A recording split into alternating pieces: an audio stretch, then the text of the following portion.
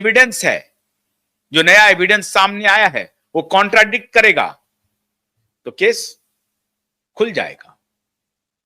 अभी 2 दिन पहले लगातार दिल्ली हाईकोर्ट ने फटकार लगाई है।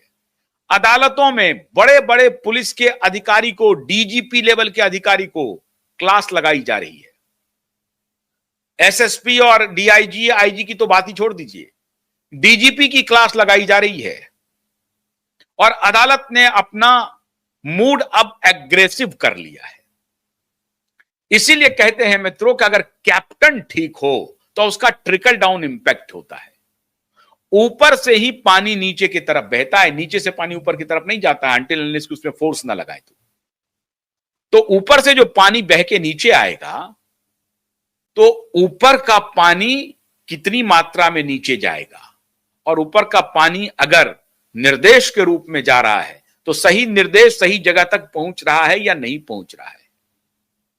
वर्षों से ऐसे मामले, 39 रुपए के अपराध में पूरी जिंदगी लोगों की तबाह हो गई इन्हीं अदालतों के माननीयों की वजह से।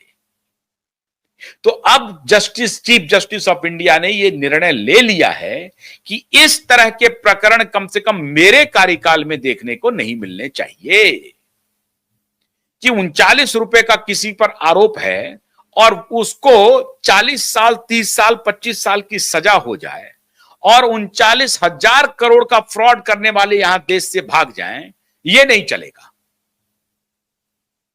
तो justice with human face, justice for the sake of the humanity, justice for the sake of the better governance of state, justice for the sake of the functional state and functional governance. ऐसा नहीं है कि stand still बना हुआ है governance. यथा स्थितिवाद में भरोसा चीफ जस्टिस महोदय का नहीं है। यथा स्थितिवादी रह करके कोई सिस्टम काम नहीं कर सकता है। आपको अपना गियर चेंज करना पड़ेगा और gear towards the justice, towards the betterment of society, towards the protection of the state. और यहां प्रोटेक्शन ऑफ स्टेट का मतलब क्या है? प्रोटेक्शन ऑफ स्टेट का मतलब है कि for the sake of rule of law. और डॉक्टर भीमराव अंबेडकर का एक बहुत ही चर्चित बयान है मित्रों रूल ऑफ लॉ के बारे में। रूल ऑफ लॉ का मतलब है एक स्टेट के पूरे अस्तित्व का सवाल और फंक्शनल डेमोक्रेसी का सवाल।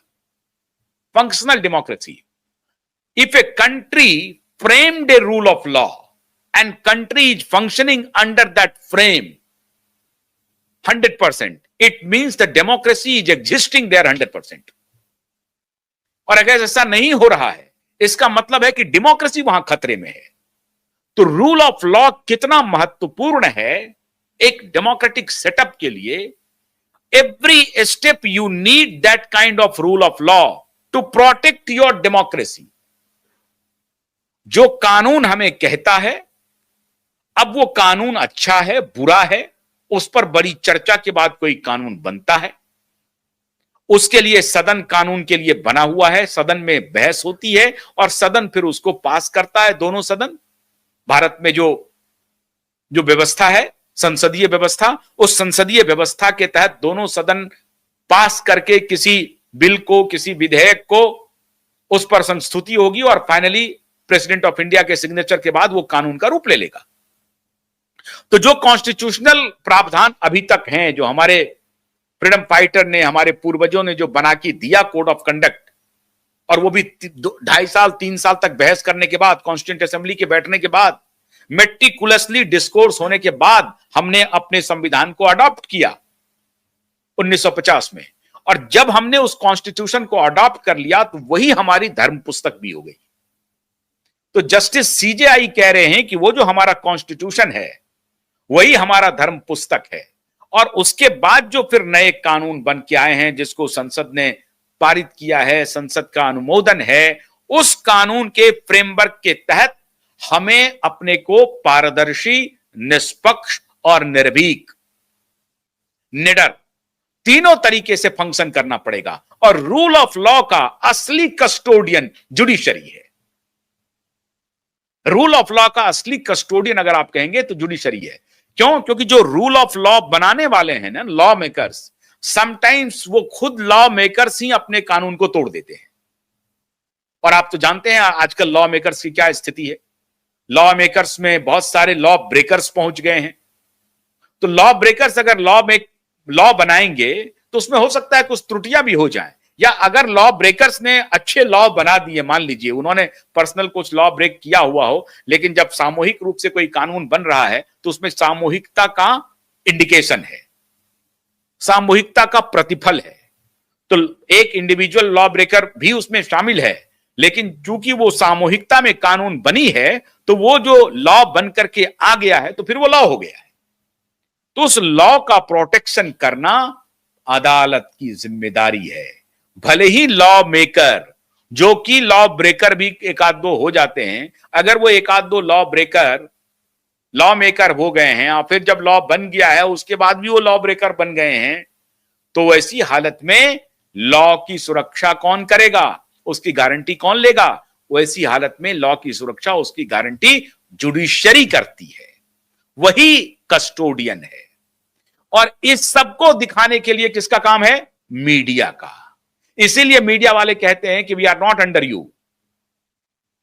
वो हम दिखाते हैं कि अगर जुडिशरी में कहीं गड़बड़ी हो रही है तो मीडिया जुडिशरी का मिरर बनकर के खड़ी हो जाती है कि साहब ये लॉ है, ये आपका वर्डिक्ट है, अब ये देखिए दोनों की तस्वीरें आपको दिखाई पड़ रही हैं, ये हम मिरर हैं, हमारे मिरर में आप दोनों आ जाइए, आप भी आ जाइए, आपका वर्डिक्ट भी आ जाएगा और आपका ये कानून भी आ जाएगा। कानून और वर्डिक्ट दोनों सामने में है। अगर चेहरे ठीक लग रहे हैं, कानून के हिसाब से आपके इमेज है तो ठीक है, अगर कानून के हिसाब से आपका इमेज नहीं है, कानून कहता है कि आपका इमेज ऐसा होना चाहिए, और अगर वो इमेज मिरर में रिफ्लेक्ट नहीं हो रहा है, इसका मतलब है कि आप कानून की रक्षा नहीं कर रहे हैं, आप इमेज गलत बना रहे हैं, और इसलिए मिरर आपको सही इमेज बनाने की सलाह दे रहा है। इसलिए हमारी भूमिका, मीडिया की भूमिका, उनको सिर्फ मिरर दिखाने की है। और चीफ जस्टिस ऑफ इंडिया ने यह तय कर लिया है कि हमारे पास वो मामला जब आए कि कोई उनकी तस्वीर को इस मिरर में देखना हो, तो वो मिरर जो है, उस मिरर में वो तस्वीर एज पर लॉ हो। लॉ जो खाका खींच रहा है जिस तस्वीर की, वही तस्वीर इस मिरर में बने। मीडिया के मिरर में कानून की तस्वीर, वही इमेज बने जो कानून खाका खींच रहा है। ऐसा ना बन जाए कि कानून कुछ कह रहा है और तस्वीर कुछ और बनी हुई है, और उसको मीडिया जो मिरर है वो आपके सामने जब दिखाए तो जनता को समझ में आए कि ठीक कह रहे हैं, कानून तो यह है, मिरर इमेज तो यह है। तो ये तय करना जुडिशरी का काम है कि हमको कानून सम्मत मिरर इमेज बनाना है। और ये जो निर्देश चीफ जस्टिस सूर्यकांत का आया है ना मित्रों, इससे पूरे अदालत में हलचल मची हुई है कि ये कर क्या रहे हैं चीफ जस्टिस ऑफ इंडिया, ये क्या क्या करेंगे। इन्होंने अब सबको एक प्रकार से कह दिया है कि भैया पारदर्शिता से और अकाउंटेबिलिटी से और निर्भीक होकर के काम करने से हमें कोई नहीं रोक सकता। आप भी काम कीजिए, कानून सम्मत काम कीजिए, हम आपके साथ खड़े हैं। गैर कानूनी काम करेंगे, कानून के बाहर जाकर के काम करेंगे तो हम मूक दर्शक नहीं हैं, और हम वो चीफ जस्टिस ऑफ इंडिया नहीं हैं जो सब कुछ सुन लेंगे, देख लेंगे और अपने सर को झुका लेंगे। ऐसा वाला नहीं हूं। यह संकेत माननीय चीफ जस्टिस सूर्यकांत ने लाउड एंड क्लियर देश भर की अदालतों को दे दिया है। तो जुडिशियल रिफॉर्म हम लोग कह रहे थे, इसी को कहते हैं मित्रों कि अगर व्यक्ति में दम हो तो वो इंस्टीट्यूशन को रिस्पॉन्सिव भी बना सकता है, रिस्पॉन्सिबल भी बना सकता है। याद कीजिए टीएन सेशन को, बाद में और बात है, टीएन सेशन भी पॉलिटिकल पार्टी में चले गए थे, वो अलग विषय है, लेकिन टीएन सेशन जब तक एपॉलिटिकल रहे तो उन्होंने चुनाव आयोग के को जो मर्यादा मिलनी चाहिए थी, चुनाव आयोग को जो प्रशंसा मिलनी चाहिए थी, जो तारीफ मिलनी चाहिए थी, जो हक मिलना चाहिए था एक इंडिपेंडेंट एजेंसी का, वो उन्होंने दिला दिया था टीएन सेशन ने। और आज तक चुनाव आयोग के रूप में, चुनाव कमिश्नर के रूप में, उस वक्त तो कमिश्नर नहीं, चुनाव आयोग कहा जाता था उसको, वो अपने आप में आयोग है, वो इंडिविजुअल नहीं है। See the philosophy of election commission. बाद में उनको इलेक्शन कमिश्नर कहा जाने लगा, लेकिन उस वक्त तक तो हम लोग ये कहते थे टीएन शेषन चुनाव आयोग हैं, वो अपने आप में इंडिविजुअल नहीं है, वो अपने आप में एक पूरा दर्शन है, एक कॉन्स्टिट्यूशनल दर्शन है वो। और वो कॉन्स्टिट्यूशनल दर्शन क्या है? उनकी पूरी लिबर्टी, निर्भीकता, निडरता और transparency, accountability. For home? For the democracy, for the state of Bharat. Bharat राज्य के प्रति उनकी जिम्मेदारी है, भारत राज्य के प्रति वो अकाउंटेबल हैं। भारत राज्य का मतलब क्या हुआ? भारत में बसने वाले जनता के प्रति अकाउंटेबल है, भारत जो भौगोलिक सीमा है उसके प्रति वो अकाउंटेबल हैं। तो जनता उनके केंद्र में थी, जनता के प्रति वो अकाउंटेबल हैं, क्योंकि ये फंक्शनल डेमोक्रेसी है। तो ये है चुनाव आयोग। ठीक उसी प्रकार से चीफ जस्टिस ऑफ इंडिया ने अदालत की जो मर्यादा है, अदालत की जो स्वतंत्रता है, अदालत